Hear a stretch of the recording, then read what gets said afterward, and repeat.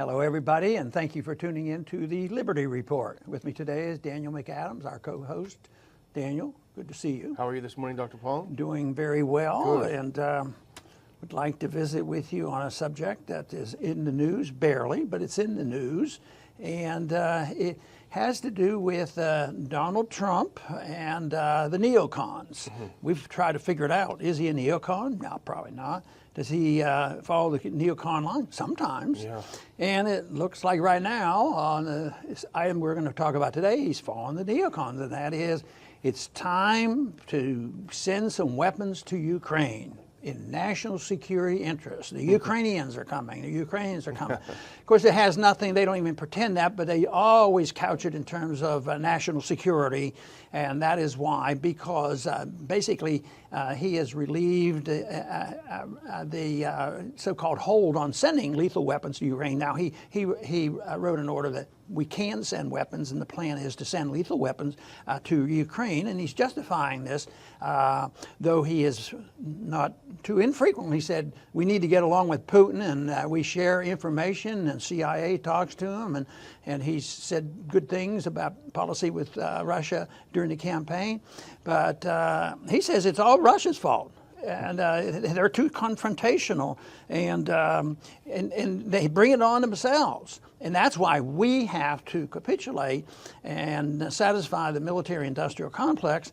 Maybe satisfy the hawks too, but maybe he thinks he can do everything and never get us into any trouble.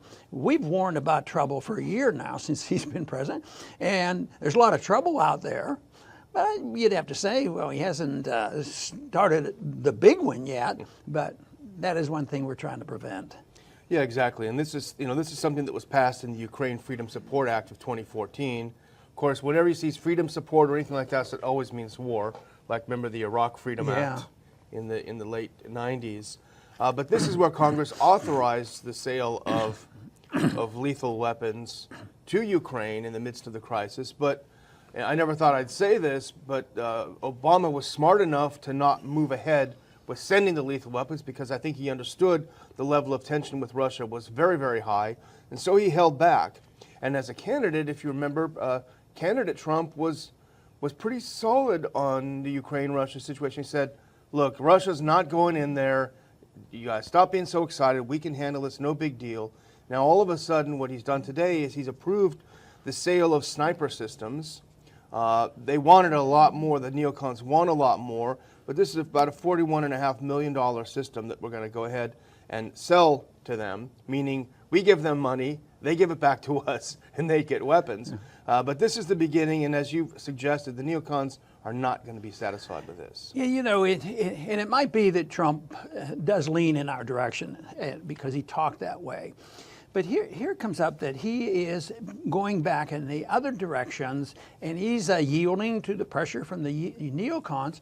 But it's not just, a partisan thing, because this authorization in 2014, they set it up, it was passed not by Republicans, not by the Democrats. I'm sure it was a bipartisan, strong vote, and some people are very frustrated. It hasn't happened since then.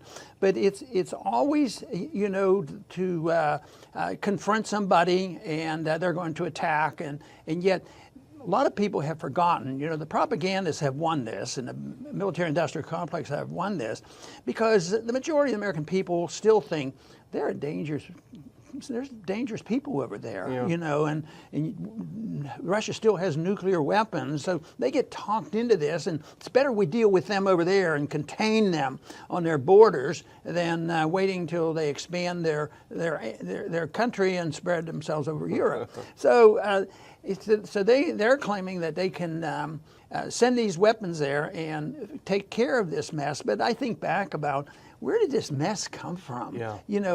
People need to understand how the mess was created before they start sorting out the pros and cons of tinkering with it. Yeah, this is serious, but in a way it's tinkering, compared to a declaration of war. But what we fear is it would escalate. But I came across an article that we talked about a few years ago when this was started. And that was, the title in Consortium News said, The Mess That Nuland Made. Yes. And you recall that conversation, I'm sure, very vividly. Victoria Nuland, of course, she was the Assistant Secretary of State for Europe and Eurasia, and she's the one that was caught on the phone, not only being part of the coup, but planning out what would happen afterwards. And unfortunately, we have in Wes Mitchell, who takes her position in the Trump administration, someone who shares her views almost to a T. So the personnel is the policy in many ways, and I suspect he had a hand in this. But as you suggested, let's go back to what happened in Ukraine. It's very simple. This is not controversial.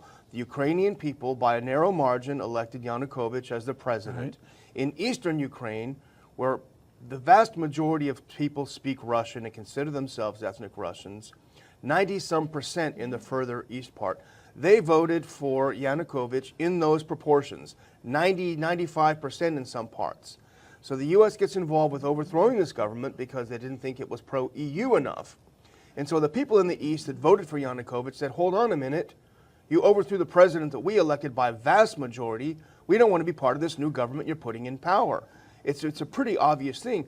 The U.S. was behind it. Victoria Nuland said the U.S. is behind it. She outlined it. She even went on a speaking tour and bragged that we spent $5 billion on regime change in Ukraine. So this should not be up for debate because it's an absolute fact. Well, the other side comes back with the notion, yes, but Russia came in and invaded and took over Crimea.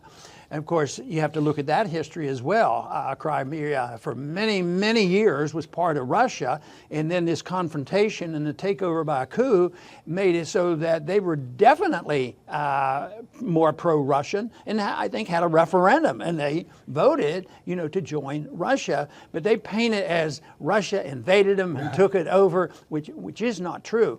Now, I'm sure there's going to be arguments on both sides that everything that Russia did wasn't perfect. But the thing that we need to deal with is how necessary is it for the American people to be dealing with this on a day-to-day basis. It costs a lot of money, and it also precipitates these problems, and it's not going to settle things. This confrontation is liable to accelerate because the neocons are already saying, yeah, this is good, but this is just a little bit. We want to really send them. These are so-called defensive weapons, and we want them to send some big stuff over there. And I am convinced that the neocons would be quite satisfied with a ruthless military takeover of eastern Ukraine. I mean, they're fighting there, and there's a lot of people dying in eastern Ukraine right now. So I'm sure the neocons in the Congress would say, send more money and send the troops. The Russians are just getting out of control. And even though at the same time, Putin does his best, we want to talk to you, and Trump wants to talk to him, they share information with the CIA, and they stop a coup, and they feel good about it. But this is escalation. It's bad. It's dangerous. And despite the debate that goes on, the pros and cons on each side, why don't we talk about the pros and cons of our involvement there? And I see zero reasons why we should be sending weapons over there, or even deciding who should the president be and what they do with those borders over there. I mean, this is not 1939, but they'd like to create 1939 all over again. And this is no secret. The president of the National Endowment for Democracy, Carl Gershman, he's been in this job forever. The NED is the regime change machine. It's funded by the U.S. government. They go in there and they do overthrows. They overthrow governments. He wrote openly, I think it was in the Washington Post before this whole thing blew up, and the article was called "Ukraine is the Prize."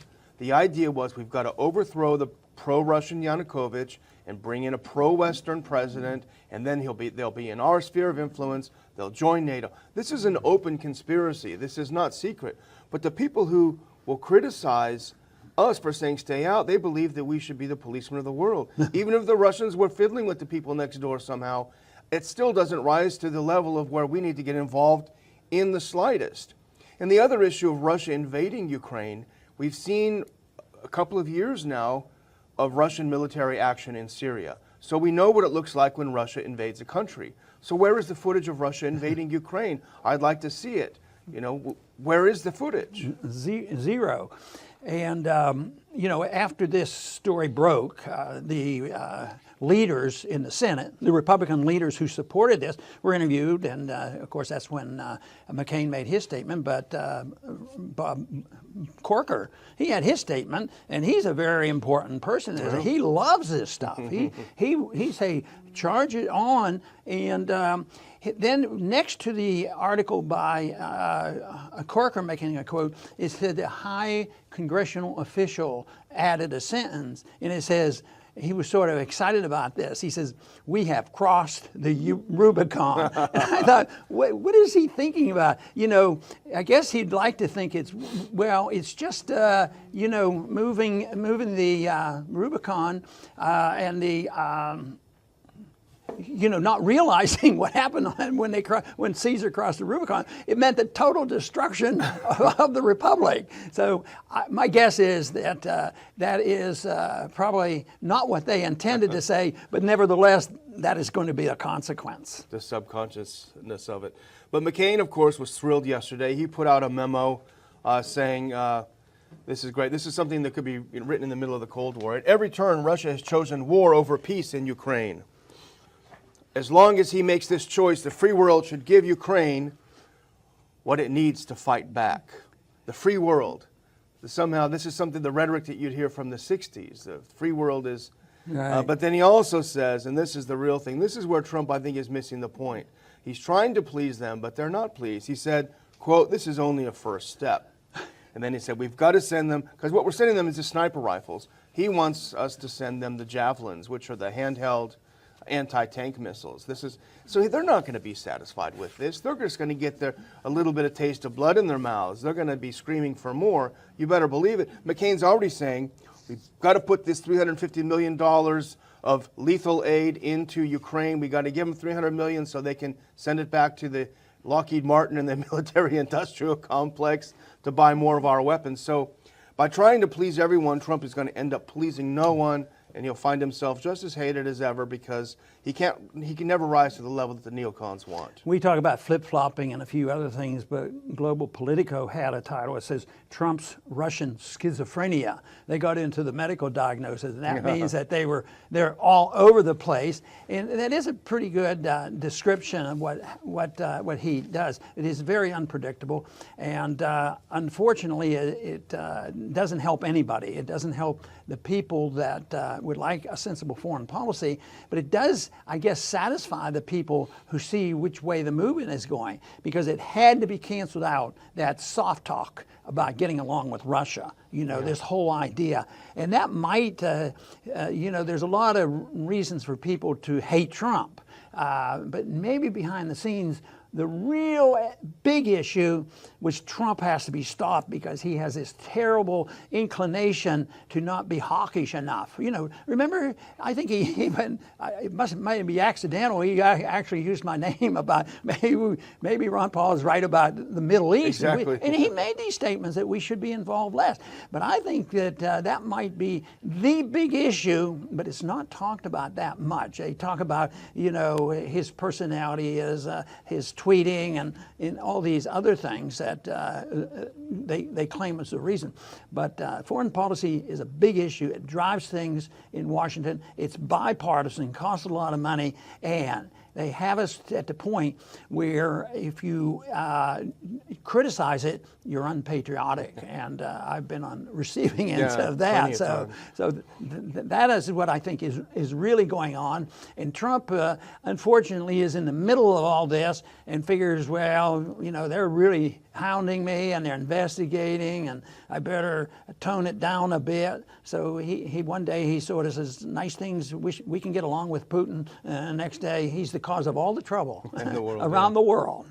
I think and I've seen some things written about this is kind of a deep state coup because Trump threatened the gravy train. Russia is the great enemy, and you've got to keep that because it keeps the dollars flowing. I think that's true. Jim Jatras, who we had on the show just a few days ago, he has a good piece out today, and I think he makes a good point that's worth thinking about, is that somehow Trump is trying to be King Solomon splitting the baby. And in fact, it satisfies no one by doing that.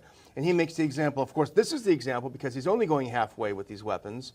He's only giving them the sniper rifles, but also he talks about Jerusalem. Trump recognizes Jerusalem as the capital of Israel, but all he had to do was switch the nameplates and the embassy would be there. He hasn't done that. He decertified Iran, but he didn't pull out of the Iran deal. And even on Syria, he lobbed a few missiles over there, but it wasn't a follow-up. So he tries to do these half measures, probably to gain some domestic approval at home, but it's showing an interesting pattern. I think this might be another chapter in that kind of approach. Yeah, and it sort of fits into what generally goes on in Washington. There's always the safe middle. And if you're not in the middle, you're not working with people. You have to give in, you give up half of your beliefs, and you come together in the middle, and that is what is important. But to do that, you have to give up your beliefs totally and completely. But that's the way Washington works on the superficial surface of getting along, but the truth is there's somebody behind the scenes pulling the strings, and of course that's the deep state that has tremendous power and influence. So the safe middle is sort of defined by the propagandists and the media and the politicians in leadership.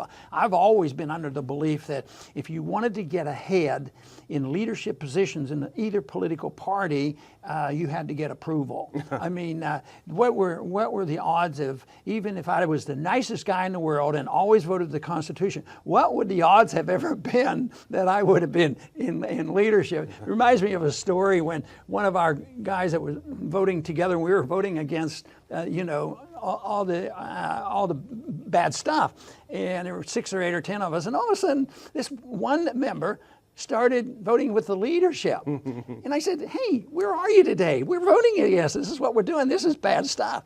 He says, I'm in leadership now. and I thought, well, that's what leadership is all about. Well, that is indeed. If I can close, I just would like to tell our audience, I would like to thank you for watching. This will be one of our final shows of the year. We've got a couple planned, but we'll be on a somewhat limited schedule over the holidays. I would like to thank everyone who subscribed and watched our show over the years. If you would like to support the show and all of the projects of the Ron Paul Institute, please go to our website, ronpaulinstitute.org. It's a great time to make a year-end contribution, get all the tax benefits. We're a 501c3. Help us continue putting on the show and all the projects of the Ron Paul Institute. And thank you from both Dr. Paul and I from the bottom of our hearts for your support. And I too want to thank our viewers for all the support that we have received, and we believe that our viewership is growing, and there's a lot more enthusiasm, there's a lot more need for what we're trying to do, and there's going to be plenty of battles to fight. I mean, it comes up constantly with a need to explain where we have come from and where we must go, and why we can defend our positions both on moral principles, economic principles, constitutional principles. I don't know how we can fail in winning these arguments, because I think it's so clear cut. But unfortunately, the people who promote the propaganda and promote the war and promote the spending, they are very powerful too. And people generally get their news not from this channel as much as they do from the mainstream media. And guess what? They represent, the deep state as much as anybody. I do want to thank everybody for tuning in today, and please come back to the Liberty Report soon.